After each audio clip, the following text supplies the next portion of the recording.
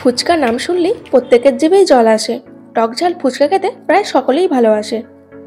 ফুচকা খেতে ইচ্ছা হলে বাড়িতেই কিভাবে পারফেক্ট ফুচকা বানাবেন সেটাই আজ আপনাদের সাথে শেয়ার করব। সঙ্গে থাকছে ফুচকার আলু, টক জল আর ফুচকার পারফেক্ট ভাজা মশলার রেসিপি। তাহলে চলুন আর দেরি না করে সম্পূর্ণ রেসিপিটি দেখতে থাকুন। তার আগে বন্ধুরা, বেঙ্গলি কুকিংয়ে যদি নতুন বন্ধু হয়ে থাকেন তাহলে চ্যানেলটিকে সাবস্ক্রাইব করে পাশে থাকার অনুরোধ রইল।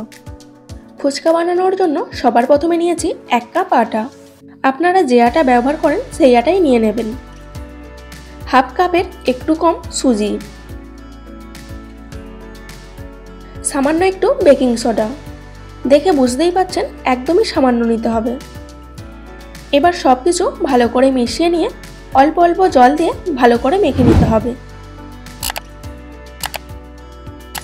প্রায় হাফ কাপের একটু বেশি জল লাগবে।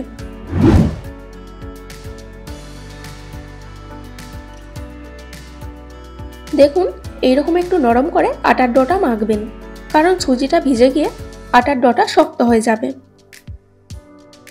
প্রায় 10 মিনিট আটা ভালো করে মেখে নিয়ে ঢাকা দিয়ে রেখে দিতে হবে প্রায় 1-1.5 ঘন্টা।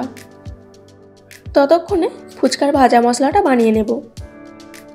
তার জন্য নিচ্ছি 1.5 চামচ গোটা জিরে, 1 চামচ গোটা মৌরি, 1 চামচ গোটা ধনে, 1 টুকরো দারচিনি, আরও লাগছে 2টো এলাচ, 2টো লবঙ্গ, গোলমরিচ, 2টো শুকনো লঙ্কা, একটি তেজপাতা। এই প্রতিটি মশলাই প্রত্যেকের রান্নাঘরেতেই থাকে।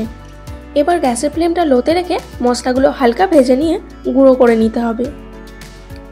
এইভাবে মশলা বানালে দোকানের মতো ফুচকার পারফেক্ট মশলা তৈরি হবে। এবার আপনাদের ফুচকার আলু মাখাটা বানিয়ে দেখাবো। প্রথমে কিছুটা জলে পাকা তেঁতুল দিয়ে তেঁতুলের পাল্পটা বের করে নিতে হবে।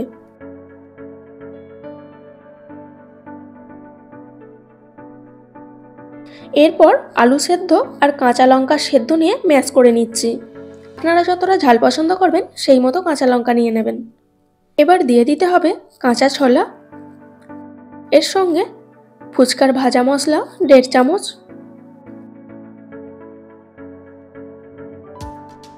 রেগুলার ইউজ লবণ, বিট লবণ,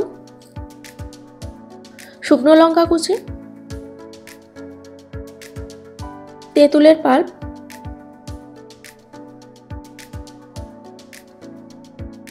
সবশেষে দেব ধনেপাতা কুচি আর গন্ধরাজ লেবুর রস।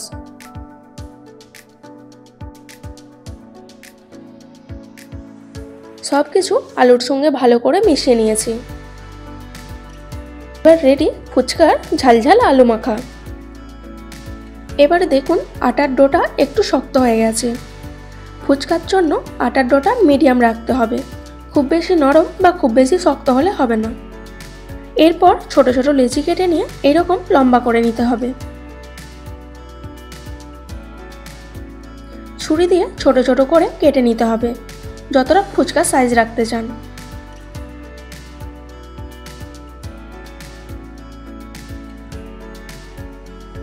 লেচিগুলো একটা প্লেটে তুলে নিয়ে লেচির ওপর দিয়ে দিচ্ছি 1 চামচ রিফাইন্ড অয়েল আর আটা। এর ফলে লেচিগুলো গায়ে গায়ে লেগে যাবে না। ঢাকা দিয়ে 10 থেকে 15 মিনিট রেস্টের জন্য রেখে দিতে হবে। 15 মিনিট পর ঢাকা খুলে নিয়ে ফুচকাগুলো বেলে দেখাচ্ছি।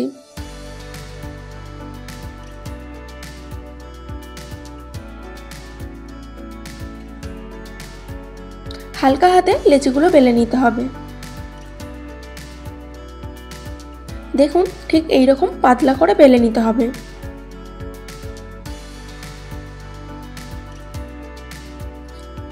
একটা একটা করে ফুচকা বেলতে অসুবিধা হলে একটা বড় রুটি বেলে নিয়ে ফুচকার সাইজে গোল কিছু ঢাকনা দিয়ে কেটে নেবেন, তাহলে তাড়াতাড়ি হয়ে যাবে। একইভাবে বাকি লেচিগুলোও বেলে নিয়েছি। ফুচকাগুলো বেলে আরও 10 মিনিট এইভাবে রেখে দেব।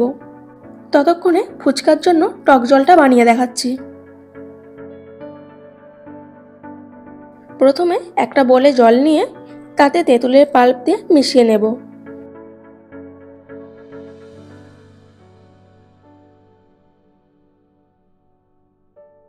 এবার দিয়ে দেব বিট লবণ, রেগুলার ইউজ লবণ, 1 চামচ ফুচকার ভাজা মশলা, শুকনো লঙ্কা কুচি, ধনেপাতা কুচি, সবশেষে গন্ধরাজ লেবুর রস দিয়ে মিশিয়ে নিলেই রেডি ফুচকার টক জল।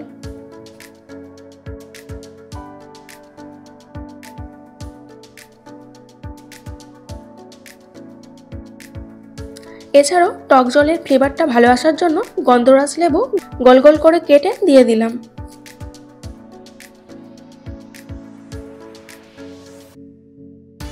এবার আপনাদের ফুচকাগুলো ভেজে দেখাবো। কড়ায় রিফাইন্ড অয়েল গরম করে নিয়েছি। এবার ফুচকার নিচে যে দিকটা প্লেটে লেগেছিল ওই নিচের দিকটা প্রথমে তেলেতে দিয়ে দেবেন। এই টিপসটা অবশ্যই মনে রাখবেন, তাহলে ফুচকাগুলো পারফেক্ট হবে।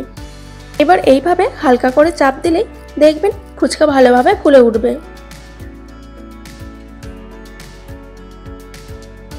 ফুচকাগুলো এইরকম একটু লাল লাল করে ভাজবেন, তাহলে ফুচকা মুচমুচে হবে।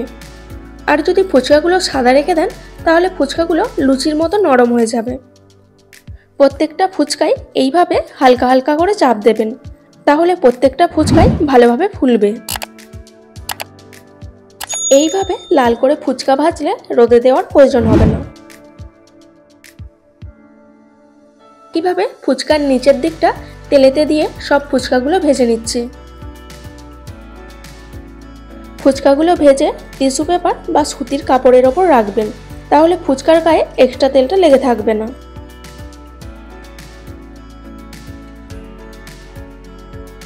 সব ফুচকাগুলো ভেজে নিয়েছি।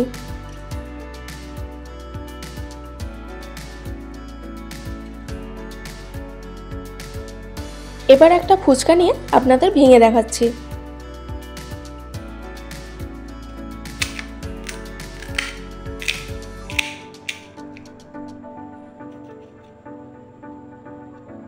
সাউন্ড শুনে বুঝতেই পারছেন কতটা মুচমুচে হয়েছে। এই রেসিপিটি ফলো করে ফুচকা বানালে আপনাদের ফুচকাও একদম পারফেক্ট হবে। আশা করছি আজকের রেসিপিটি আপনাদের সকলের খুবই ভালো লেগেছে। রেসিপিটি ভালো লাগলে অবশ্যই একটি লাইক দিয়ে কাছের বন্ধুদের শেয়ার করবেন। এইরকম টকঝাল ফুচকা খেতে আমি তো খুবই ভালোবাসি। আপনারাও যদি ভালোবাসেন তাহলে অবশ্যই কমেন্ট বক্সে জানাবেন। আরও এরকম নতুন নতুন রেসিপি পেতে চ্যানেলটিকে সাবস্ক্রাইব করে পাশে থাকা বেল আইকন প্রেস করে অল নোটিফিকেশন অন করে রাখবেন। আর যদি ফেসবুক থেকে ভিডিওটি দেখে থাকেন তাহলে পেজটিকে ফলো করে রাখবেন, তাহলে পরবর্তী নতুন ভিডিওর নোটিফিকেশন সবার প্রথমে আপনার কাছেই পৌঁছে যাবে। আজকের মতো এই পর্যন্ত, দেখা হচ্ছে নতুন কোনো রেসিপি নিয়ে। ভালো থাকবেন, সুস্থ থাকবেন, ধন্যবাদ।